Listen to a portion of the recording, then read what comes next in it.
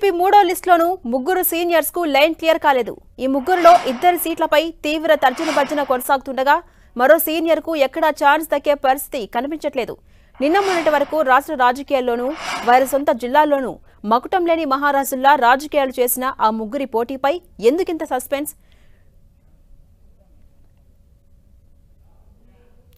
TDP మూడో లిస్టులోనూ ముగ్గురు నేతల సీట్లపై క్లారిటీ రాలేదు. టికెట్ వస్తుందో రాదో తెలియక ఆ ముగ్గురు నేతల అభిమానులు తీవ్ర ఉత్కంఠను అనుభవిస్తున్నట్టు చెబుతున్నారు. టీడీపీ ఆవిర్భావం నుంచి పార్టీలో ఓ వెలుగు వెలిగిన మాజీ మంత్రులు కిమిడి కళా వెంకట్రావు, దేవినేని ఉమా, ఉత్తరాంధ్రలోని కీలక నేత గంటా శ్రీనివాసరావు పోటీపై ఇంకా సస్పెన్స్ కొనసాగుతూనే ఉంది.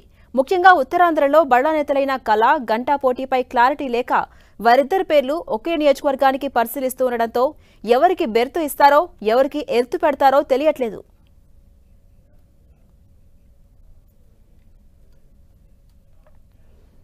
ఇదే అంశంపై మరింత సమాచారం మా ప్రతినిధి రవిచంద్ అందిస్తారు. రవిచంద్,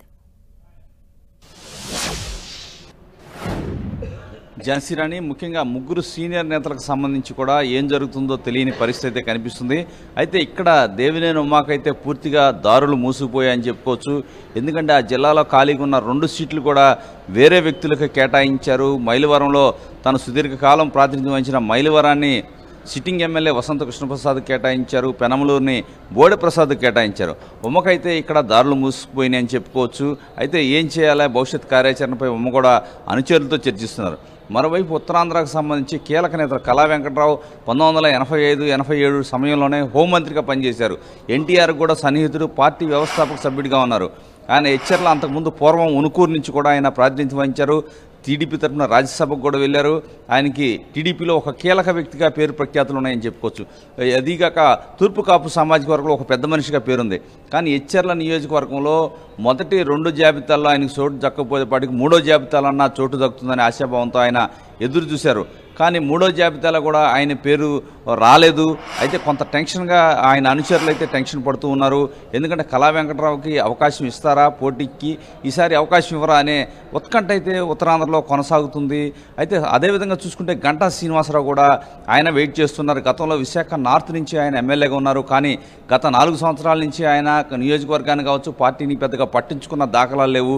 ఈ నేపథ్యంలో పార్టీ కూడా అతని గురించి పెద్దగా ఆలోచించలేదు. కానీ ఆఖరి నిమిషంలో చీపురుపల్లి స్థానం గంటాకి ఇవ్వాలనే ఆలోచన చేసింది. చీపురుపల్లికి మాత్రం అయిష్టంగా ఉన్నారు గంటా శ్రీనివాసరావు. ఈ నేపథ్యంలో గంటాను కావచ్చు, కళాను కావచ్చు, వీళ్ళిద్దరిని ఏ విధంగా న్యాయం చేయాలని పార్టీ ఆలోచిస్తుంది. అయితే భీమిలు కూడా ఖాళీగా ఉన్న నేపథ్యంలో కళా వెంకటరావుని అక్కడి నుంచి తీసుకొచ్చి భీములు వేయించాలనే ఒక ఆలోచన అయితే పార్టీ చేయిస్తుంది. అదేవిధంగా ఏదైతే గంటా శ్రీనివాసరావును మాత్రం చీపురుపల్లి, విజయనగరం జిల్లా చీపురుపల్లికి పోటీ చేయించాలనే ఆలోచన అయితే ఉంది. ప్రస్తుతానికి వీరిద్దరిని 2 పేర్లను చీపురుపల్లికి అదేవిధంగా భీమిలికి 2 పేర్లను పరిశీలిస్తున్నారు. ఎవరో ఒకరికి భీమిలి, ఎవరో ఒకరికి చీపురుపల్లి దక్కే అవకాశాలు అయితే కనిపిస్తున్నాయి. అదేవిధంగా హెచ్చర్ల స్థానం కళా వెంకటరావు సొంత నియోజకవర్గం హెచ్చర్ల మాత్రం అక్కడ ఏదైతే శ్రీకాకుళం బీజేపీకి కేటాయించారో పొత్తులో భాగంగా, కానీ ఈరోజు ప్రకటించిన జాబితాలో టీడీపీ క్యాండిడేట్ని అక్కడ ప్రకటించారు. ఈ నేపథ్యంలో హెచ్చర్ల స్థానాన్ని బీజేపీ కేటాయిస్తారనే ఒక ప్రచారం అయితే జరుగుతుంది. అదే సందర్భంలో కళా వెంకట్రావుకి భీమిలి కావచ్చు, చీపురుపల్లి ఏదో ఒకటి 2 స్థానాలని గంటాకి చెరొక స్థానాన్ని కేటాయించే అవకాశం అయితే కనిపిస్తుంది. ఈ విధంగా వీరిద్దరికి న్యాయం చేసే అవకాశం అయితే ఉన్నట్టు కూడా పార్టీలో అయితే చర్చ జరుగుతుంది.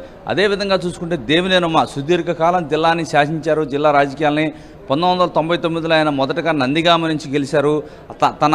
తన ఏదైతే తన అన్న దేవినేని రమణ ఆకస్మిక మరణం ద్వారా రాజకీయాల్లోకి అడుగుపెట్టారు దేవినేని ఉమా. అప్పటి నుంచి కూడా 99 నుంచి ఎక్కడైతే నందిగామ నుంచి ఆయన మొదటగా తన రాజకీయ ప్రస్థానాన్ని ప్రారంభించారో అక్కడ 2 సార్లు గెలిచారు. ఆ తర్వాత డీలిమిటేషన్లో భాగంగా అది ఎస్సీ రిజర్వ్డ్ కావడంతో ఆయన మైలవరానికి షిఫ్ట్ అయ్యారు. అక్కడ కూడా 2 సార్లు గెలిచారు. గత ఎన్నికల్లో ఓటమి చెందారు.